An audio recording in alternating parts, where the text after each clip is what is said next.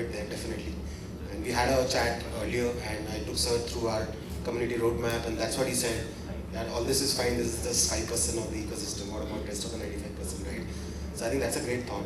And sir, I wanted to also ask you, like, because you've been a very early believer and you've actually seen this whole thing before others, and obviously now there's a lot of opportunists and there's a lot of people who have now come into D2C. Obviously it's now become like a kind of a bubble also, right? And we've seen some corrections also in the last 1 year, which is across startups, not just D2C. But specifically speaking about D2C, the whole online boom, and now brands realizing online is not scalable and now going offline, and so it's like changing tunes. And now a lot of people also coming back and saying, yeah, D2C to fata hua hai, D2C ka to koi future nahi hai. So same people last year who were saying, boss, we do only D2C, right? They're saying, boss, like people have told me, dude, you should rename the community. D2C Insider is very risky, right? Why don't you change it to Startup Insider, right? I'm like, no, we're happy with our net domain. But you see all these kind of, any sector goes through that boom and then correction, and so really wanted to ask you, and you just mentioned that this is just the tip of the iceberg, and that's what we also want to believe.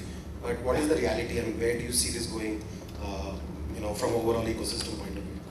So, I have been trained in the lever system. So therefore, my fundamentals are very much rooted in the belief that you have to build brands. To me, D2C in itself is nothing. I mean, D2C is a channel, D2C is a way of engaging the consumer. So if you get the insight of what there is either a problem or an opportunity that you're solving for a particular consumer, who could be a specific definition of who that consumer is, it can't be everyone everywhere. And if you can solve that problem with the right brand story, with the right connect, with the right engagement, and obviously with a product that meets that requirement, it's a 101. So if you then start putting that lens on what is happening in the market, I believe that we have not even scratched the surface. So today, we talk about, let me take examples. In Chaitra is here, I'm sure she'll talk about CNQ. We invested in Mamaearth. Now, that is the beacon of success, and everybody is excited and so on and so forth. And we were asked the same question, saying, now that Mamaearth has happened, they have now launched this, that, and the other, what else is possible? The space is taken. Pilgrim came. Then Pilgrim came. And Pilgrim said, I will bring international beauty regimes to India, which initially sounded very skeptical, saying, how do you do that? And again, I can't share the numbers, but they are a very, very successful brand. Then we said, okay, what else is possible in this space? We invested in a company called NatHabit. And there, Swagatika came and told us that I want to build a brand which is a kitchen-made brand at scale. Now that is a contradiction which itself makes it a moat. So how can you put malai into a product? How can you put rose petals into a product? And my 85-year-old mother-in-law called up my wife and said, I have discovered this great brand which has got malai in it for the face moisturizer. And says, what is the name? She said, NatHabit. Cover as an investor. So that is the... You should send your product to his mom. Oh, we try all of this. I am a regular user of CNQ. Wow. So that is my entire belief system. That don't worry about the labels. Worry about what consumer problem you are solving, and are you solving it with the right, let's use the word purpose. Again, it's a very lofty word, so we can interpret it whichever way. But do you have the right consumer interest at heart? Now, very often we forget that consumer at the center of our universe, not the channel. So therefore, D2C is a great way to engage. But that's not the only way to build a brand. So therefore, the omni-channel piece, again, I can keep putting examples from our story. We have a company called Sleep Company. Now, this is the 10th mattress company even in the startup ecosystem, and maybe the 100th company in the brand mattress category. As a category. Now, what they have done is they used a very simple innovation, saying, how can I help you sleep better? Not by giving you cheaper mattress, but by giving you an innovation. They call it a smart grid. That worked really well. Again, I'm a consumer. But they then went offline, and they have stores which have zero sales. They have no product except for 5 beds you can go and sleep on. So the whole experience of going into a store is not about selling something. If you want to buy, they will pull out an iPad, they will take your order on the same backend system, the same logistics, the same distribution, the same warehousing on which they are selling online. And that business is again, doing extremely well because they have figured out this model. So to me, D2C is really, To me, it's really, I call it new age brands, call it challenger brand. That's the real ethos of what we are. Absolutely. I think we all debate this in the community, and I always say that, yeah, what's in a name? I mean, if everyone understands D2C as a keyword, essentially D2C we refer to as new age consumer brands, using a new playbook to talk to new customers, new age customers, right? Whether it is online, marketplace, offline, doesn't matter. I mean, the channel is not the whole mode, right? But I think a lot of people confuse D2C with the channel. And I think that's where people say D2C Fata Hua, right? Because obviously the CACs and everything has gone up. See, also, who defines Fata Hua? I mean, VCs can't. The VCs themselves. Yeah, so I am not a VC here. VCs are out of the room. What is success? I'm saying, to me, that is the most interesting question. I mean, we have had such a history of great successful entrepreneurs. I mean, the one person I admire as an entrepreneur is Harsh Pariwal. He is an advisor to my fund, he's an investor in my fund, but notwithstanding, I have a lot of other investors. He is a guy who's truly built a brand focused business. And he has built 25, 30 years of effort to do it. So who said it's easy? I was just talking to somebody, I was saying, my daughter is an entrepreneur. She started a health food business in the US. And I've told her, I said, don't do this if you're not willing to give 10 or 15 years of your life to this. It's not going to happen in 2 years. So that is the real, if you truly want to build something which is long lasting and something which you're proud of. I mean, Yoga Bar, these girls have been at it for the last 7-8 years, and even now with ITC coming in, their heart is still a long way to go. Throbs with the brand. So I think if you are brand lovers, then nothing else matters. So Fata Hua, I think that is a very, valuation term. I ignore it. Yeah. No, sir, so great. So I think that's good news for all of us. I think we all are here for the long run, and we're here to stay. We just started. But I think the domestic consumption story is definitely strong compared to what we were 5-10 years back. Now the question, especially of this summit, we're talking about global selling and brands going global, and that's one of the core pillars for our community. Our ambition actually is not limited to India. We want to see Indian new age consumer brands go mainstream globally, and this conference, this summit is actually a step towards that. What do you think, sir? I mean, obviously the India market is strong, and brands are getting built, and we have a board which is now for 5,000 crore, Mamaearth which is 3,000 crore. From here, where do we go? Do you see India going global? Do you think we can create global brands and some early learnings maybe from Vadam and some other brands which are there in your portfolio? So again, I put the same yardstick to this question as I was talking earlier, is what is the core brand purpose? What is the ethos of what you're trying to build here? I have seen businesses which are made for global markets. So the better example, even more than Vadam, and I can talk about Vadam as well, is one of our companies called Ayurveda Experience.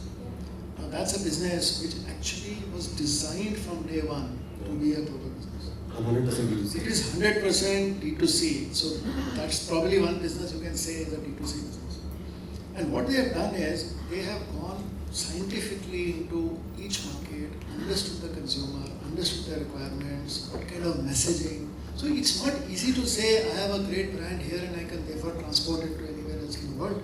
It's about understanding that consumer, because the yardstick doesn't change. I mean, just because you are selling a brand out of India doesn't mean that the consumer in the US is automatically going to love it. In fact, it's a much tougher market. So I would say that if you are looking at global markets, you have to do the same diligence, you have to do the same effort in understanding who's my consumer, why are they going to buy my product, and how am I going to manage that thing.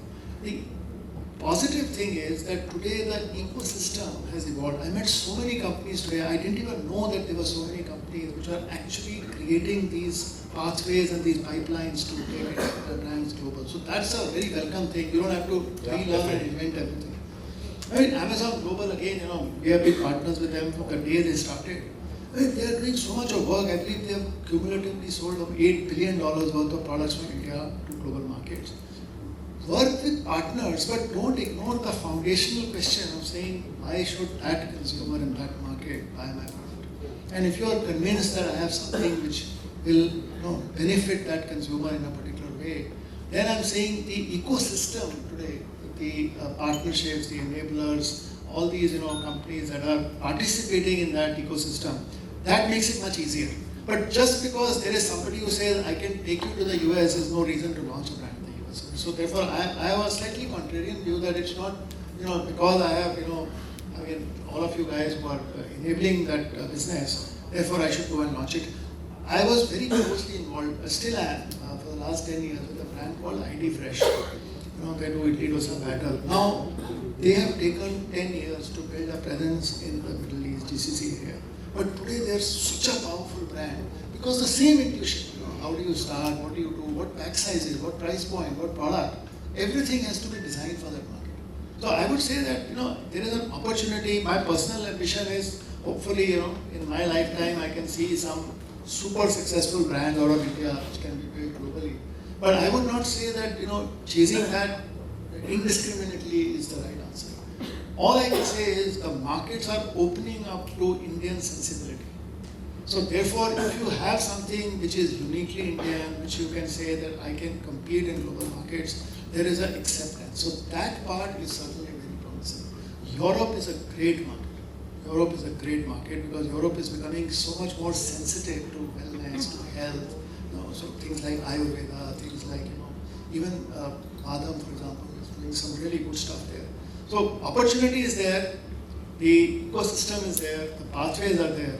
But if you can't answer that simple question of saying, why should my product or why should my brand be relevant to that consumer, I would not do that. So it all boils down to the value proposition, right? Whether it is domestic market, international market. And understanding your consumer. I'm saying the value proposition follows first defining who my consumer is. So I keep stressing the fact that, we keep forgetting that center of universe is consumer and not the brand and not the business and not the channel. Oh, great. And I think we now see India also becoming a manufacturing hub with Apple now coming and making in India. So I think we're also waiting for the reverse, for Indian brands to go global, obviously with the right playbook and the right value proposition. But yeah, I think that's our ambition also, that we should see. I mean, we've always been a country which has been a manufacturing nation, and I think the new age entrepreneurs are creating brands and they are capable of competing with global brands. And why not the next Nike from India or the next Bose from India? And again, we're talking to terms people here. I mean, you are innovating on product. I mean, Chaitra is innovating on product. I'm saying that is the story to sell, not just say I have a cheaper version of something. I'm saying I personally believe that I am the cheap, poor man's XYZ is the wrong way to think about it. I mean, why can't we create innovation? Right? We're talking to somebody else today on some nano-based products of various herbal extracts. I think if innovation can be encouraged, which is my current grievance with a lot of the startup community, is we are not focusing enough on innovation. We are still in the recipe mode. And therefore, can we create that mindset of saying, listen, I tell my team, I said, listen, what are we doing to talk to academia, to talk to R&D labs? Because today, selling one more healthy snack, honestly, is one more healthy snack. It's no big deal. But can I actually change the narrative by going into R&D, going into innovation? And then I'm saying I can conquer the world, because then I have the right to win versus anybody else out there. Yeah, makes sense. So I also wanted to ask, when we talk about omni-channel, we had our omni-channel summit before this, and there's now a playbook of, okay, D2C is a great way to launch, build MVP, get product market fit, maybe after 40-50 crores is the right time for you to start offline. And so is there a similar playbook for going global? Obviously, given the value proposition is good, but there would be a certain scale you want to reach, before you start going global. So do you think there's something like that where beyond a certain scale or at some stage, what is the right stage for us to look at international markets? See, once again, it's a matter of what your brand is trying to solve for. I honestly believe that India is a very deep market. So if you have great product market fit, if you get consumers who you really think like your product, who are really buying you again and again, I would say there is enough opportunity to go into India itself. We are now seeing India, we are calling it India 1, 2, 3. So there is a large urban market. They are completely aligned to buying online. There is a very clear business model for that. So there the innovation is working, new products, new ideas. And there is the next level which is still trying to understand how to buy e-commerce. And then there is the next one which doesn't even understand e-commerce. They are using internet mostly for consumption of content. So there is enough depth in the market to be able to do that. But I would therefore say if you are looking at going global, be very clear what your intent is. Second thing that we have learned almost the hard way in many of our companies is don't try to go scatter and spray and pray. Even in omni-channel, we are saying take it city by city. I have a bakery business called Baker's Dozen. Fantastic products. I truly believe they have the best bakery products in the country today. We are telling them, take a market like Bangalore. Bangalore, make it a 360 market.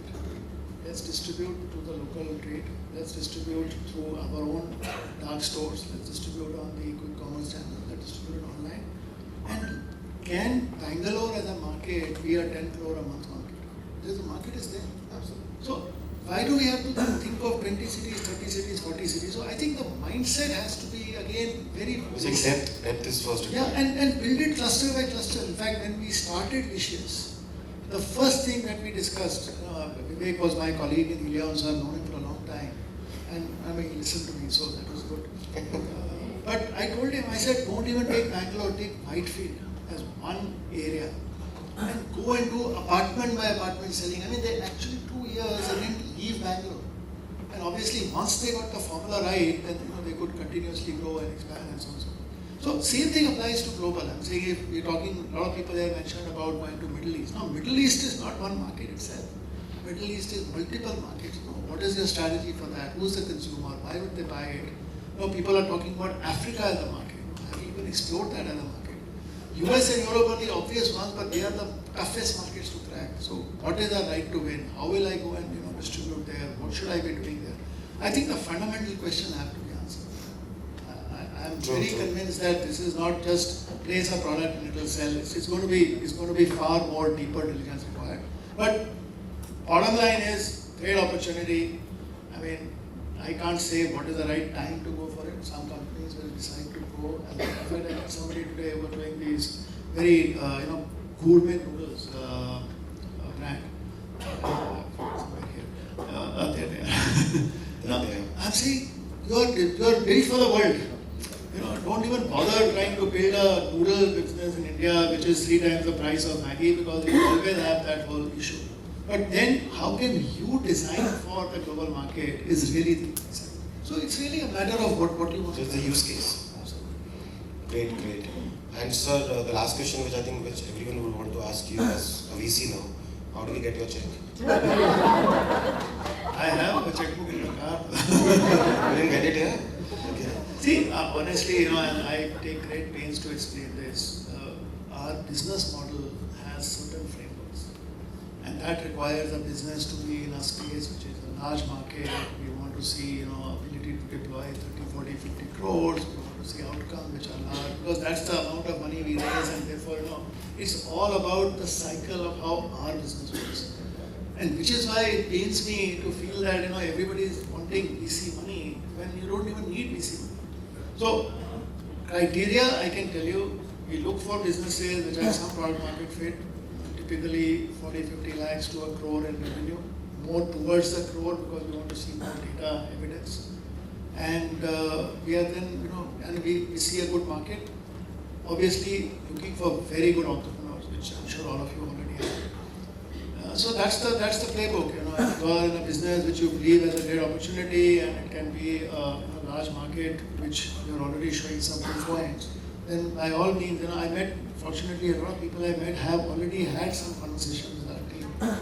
So happy to connect anybody who's interested to talk to us. But the problem is that our model will only allow for that much of investment that we can do. Like if you're talking of food and beverages, we probably will do 2 or 3 investments in a year. So, clearly we can't cater to the entire community, obviously.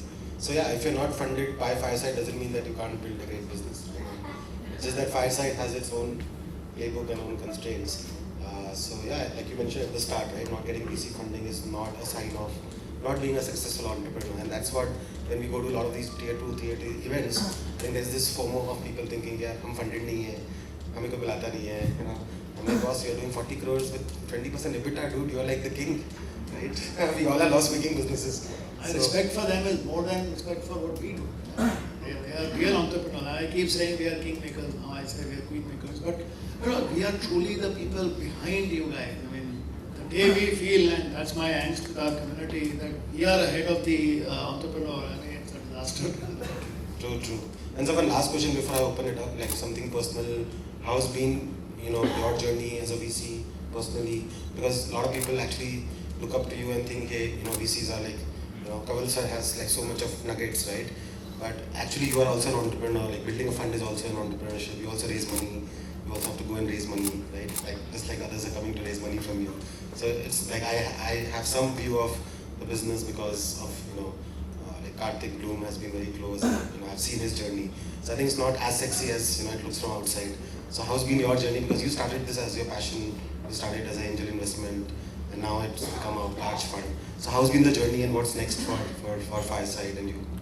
So my complete energy, my entire almost the whole raison that comes from just working with entrepreneurs. To me, that is the energy.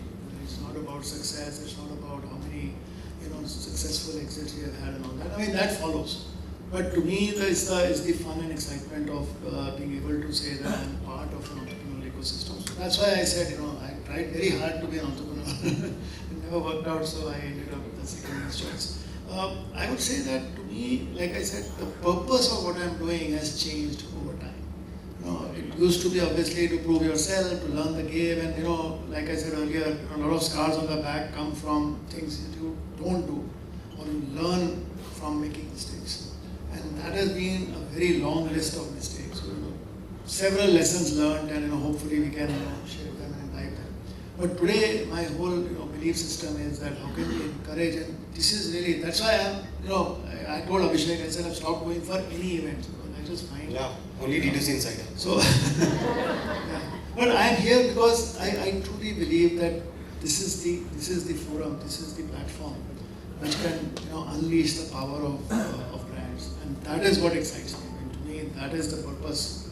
And then of course we have this very strong belief that brands with purpose is the only reason for brands to exist. So they are doing a lot of work in helping build more purpose into the brands. Whether it is about planet, whether it's about inclusivity, whether it's about doing something good to do well and not the other way around. So honestly, my energy is just being in a room like this. And honestly, it's not me who's contributing. I have a great team. You guys mentioned Suchi today. We had Suchi here. So we already have. I think we still have.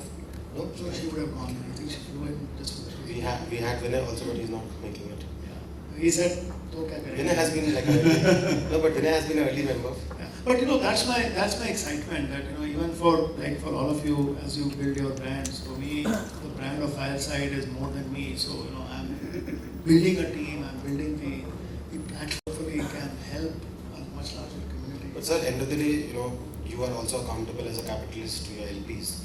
Your core responsibility is also to give returns. Do you enjoy that part of it? Because one part is working with entrepreneurs, other part is obviously being the money manager and giving returns. I have to be responsible. And raising funds and all of that. So I have to be responsible. I have to certainly not treat somebody's money with disrespect. So certainly I owe it to them, and they are trusting me. And people like Harsh and people like Premji and everybody, they invested money with me when we had nothing to show. Everybody said, what is this consumer brand fund? So therefore, yes, I'm very respectful and very grateful for their money. But I think that if you do the right thing, success follows. So rather than the other way around. So we don't do shortcut. If we have a situation where, again, she's not in the room, so I'll use her example. Shuchi was one of our entrepreneurs. She was a founder of a company called Bippa Bella, which we invested in. And because of COVID, that company tanked.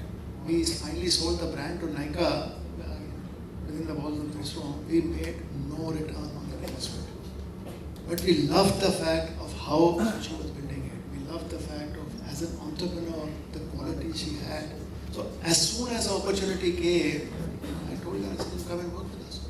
So to me, that is the ethos of what we are trying to build. Again, I don't want to sound very lofty and all that. I think even honestly, investors also understand that if you're doing things in the right way, then that's all they expect from you. Because success and failure, eventually there are so many circumstances which will decide that. COVID happened and our business, Amar, the magic happened actually because of COVID. But he executed very well on that. And he built that very resourcefully multiple times.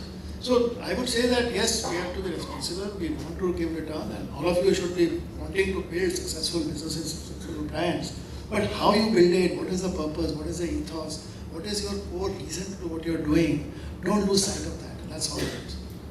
No, that's great. I think the reason I asked this question is also because generally we see investors in a high pedestal, and what I realize is that you guys are also entrepreneurs. You guys are also in the same boat. It's just that you are raising from others and investing in someone. But at the end of the day, it's the same value chain, and you succeed only if the entrepreneur succeeds. I totally disagree. Okay. I take somebody's money, I give it to somebody. What is the value I am creating? So I'm very humble about the fact that we can't discount the sweat of an entrepreneur. Right. So to me, the fact that a lot of young VCs have this attitude of saying, "Oh, it's my money, I can tell you what to do." And I have been almost hard about this with everybody, saying, "Listen, this is not even your money. What are you talking about?" Absolutely. So that's what I meant. So that combination of saying that I am investing, so therefore I mean, of course I have responsibility for that money. So I demand governance. Same as the entrepreneurs have responsibility for the money. Absolutely. I think we both are in the same boat is what I'm trying to say. It's not like one is higher and one is lower. In fact, we both are in the same boat and both will succeed together. I mean, and you guys are also working as hard on raising that money and building that ecosystem around that. Harder. Yeah. Saying VC is a nightmare. For every 10 investors you meet, we meet 300. So, even now? I mean, maybe less. No, great, sir. I think I'm done from my question point of view. We'll open it up to the audience. I think we can have a couple of questions. So guys, please shoot. I would like to ask the first question, sir, because I have the stage, guys. Sir, you spoke a lot about purpose, and people get fascinated. I'm present in 20 cities, I'm present in this many cities, I'm doing this many SKUs. Do you feel that core to a business, or building a business, is some input metric, which is what you start, right? And output metrics are basically where you go to, right? But here, at least what we've seen, at least interacting with founders, a lot of founders, right, young ones, the focus is too much on the output metric, right? Because they've seen others succeed, right? Would you like to talk about it? Because there are so many young entrepreneurs here, right, who still trying to focus on that. Where should I be focused on? How to get funding? Funding, for me, is an output metric. The input metric is building the right business. See, I think I was alluding to some of that when I was talking earlier. I truly believe that the foundation of what you're building is going to decide the success of what you're building. So the output metric that you called it is really going to happen if you are building the foundation right. And in foundation, I put many things. I put the brand, I put the consumer, I put the value proposition, because people forget unit economics is the only measure when you are starting a business. Because you cannot say I'll be EBITDA positive from day one. It's not possible. But if you say I'm going to make 15% margin, so for every 1 rupee I sell, 85% is my cost of production. I think then you have to really question yourself, saying why am I doing this? So therefore, there are some very foundational things which you have to keep in mind. If you can get those foundations right, then I'm saying the output metrics start following. Happen on its own. Absolutely. Thank you. Arjun, you don't get to ask questions. You sit with him. You run our chats. No, you don't at all. He interrogated me for 1 hour. Terms. Sir आवाज बुलंद है, आप ऐसे पूछ लो. बुलंद आपकी है. Hello. Can you hear me? Yeah. Yes. Good evening, sir. This is Surendra. I am founder of Terms Intelligent Apparels. Okay, I have a very basic question of, I come from a very hardcore corporate world, entering into, as you said, that entrepreneur वाला कीड़ा काटा, मुझे भी काटा. तो मैं अभी after 22 years into corporate life, working with Volvo at a CEO level in one of their legal entity, entered and we bought this brand, and now we are rebuilding, because pre-COVID we were doing extremely good. My question to you, when I speak to many of our team members when we are developing products, because a lot of innovation goes into our products when we make these. So speed versus perfection. People say, okay, D2C में आपको speed चाहिए. चलता है, सब कुछ चलता है. नहीं, मुझे बहुत genuinely थोड़ा issue लगता है. मुझे हमेशा I am a person who wants foundation perfect and then want to speed up. But now, whenever I meet many people or when I read many stories on this, people say, speed करते रहो, बाद में अपन जहाँ गड़बड़ होगा ठीक कर लेंगे. What's your take on that? Again, it's not like a right or wrong answer. I do believe, if I can answer it slightly differently, nuanced differently, I do believe that the product has to meet your own gold standard. So perfection, I don't know what do you mean by perfection. But agar aap bolo ki this product is not even ready to go to market, but I will put it there because I have some target to meet, I think that is you're cheating yourself. But if you have a product which you say, okay, I am comfortable that this is the 1.0 of the product and I am willing to put it in the market, today the infrastructure, especially digital channels, your own website, allows you to launch fast, fail fast. I get it. So therefore, you can, I've seen that beautifully with Boat. They would launch 30, 40, 50 SKUs every month. And they would launch it with the belief that this can sell. So it wasn't that they were doing it because there was a need to, be speedy. But once you find out the customer response, once you see ratings coming in, reviews coming in, once you talk to consumers, once you see on your website how they're engaging, that then tells you how to take the next step forward. So the beauty of today's infrastructure is it allows you more experimentation. So therefore, there is a value to speed and there's a value to learning from these channels. But I would not put anything in the market which as a consumer, as an entrepreneur, I would not want to buy because it doesn't meet my own standard. So if you can define what that is, so therefore it is not perfection, or it is not chalta hai that you just put it there and people, because the brand will suffer every time you give me something substandard. People will excuse you for trying to say I am a young brand, and many brands do that. They say, listen, I am a new brand, I am trying out something, I would like your honest feedback. Consumers appreciate that. But don't try to cheat me by saying that I will give you something which is substandard. So again, I don't know if I am answering your question, but I would say the answer is somewhere in between. It is actually not about speed and perfection. It's about testing the market, but with what you believe is the right option to at least offer it to a consumer. Thank you so much. Ma'am, you had a question? This is fast, right? So my question was around manufacturing in D2C. So pre-COVID, we saw how China was a manufacturing hub, and I was in the US, and all those brands in the US. If you can stand. If If you can stand. All the brands in the US, they would all manufacture in China, and then they built the brands in America and sold globally. So do you see that happening here in D2C, and not Apple or technology, but like in D2C, do you see that happening? Do you see the manufacturing push that will come? $8 billion of products are being sold on Amazon globally from India. Are they manufactured here? Yes. Obviously. So that is the data which I'm quoting because I was allowed by Amazon to quote this data. They're talking $20 billion in the next 2 years. China is 100. So is it happening? Yes, it is happening.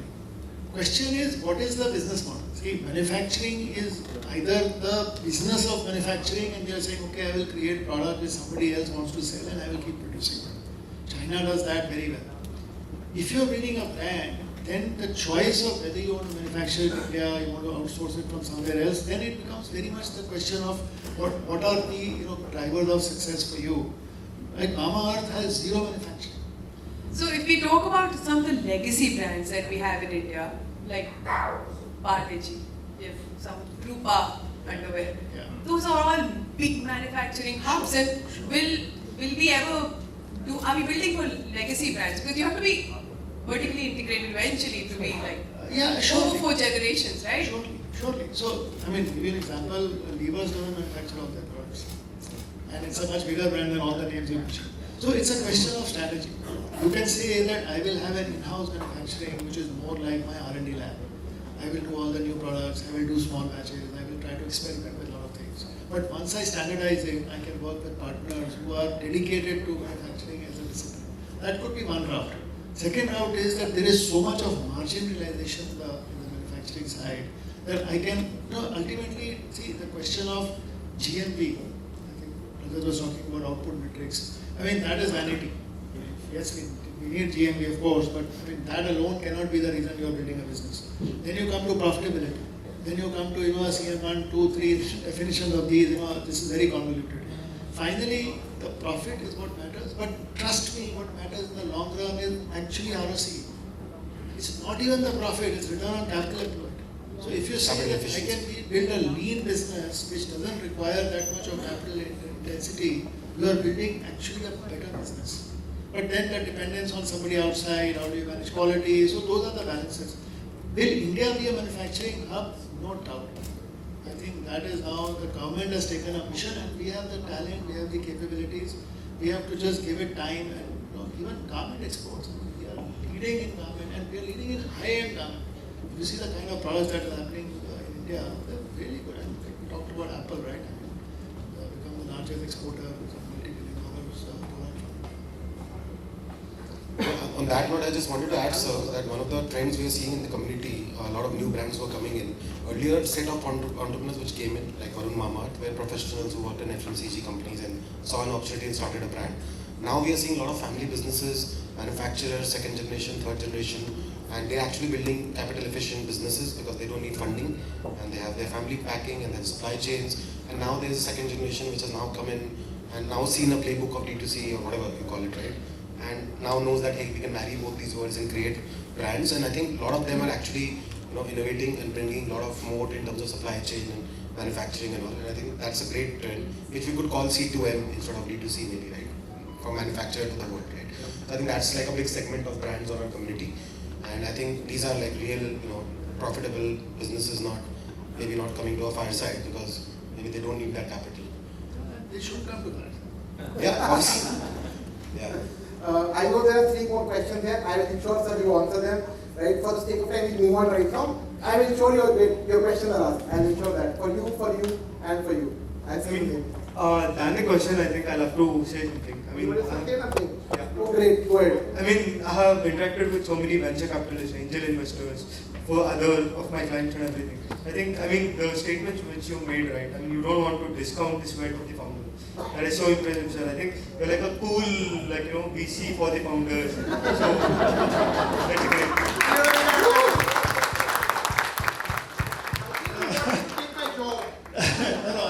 I'm going to comment on 2 facts. One is a lot of grey hair.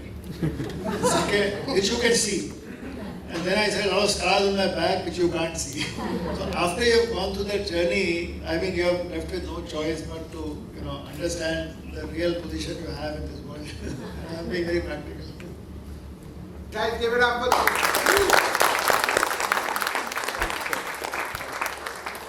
So I think rest of you can catch him. He'll be here for some time maybe. And if you have more questions. Absolutely. He's here. यहीं पे हैं. नहीं होंगे सवाल तो अर्जुन से पूछ सकते हैं. Okay, All right. thanks a lot again. Sir, just be on stage for 2 more minutes. We just have 2 more things.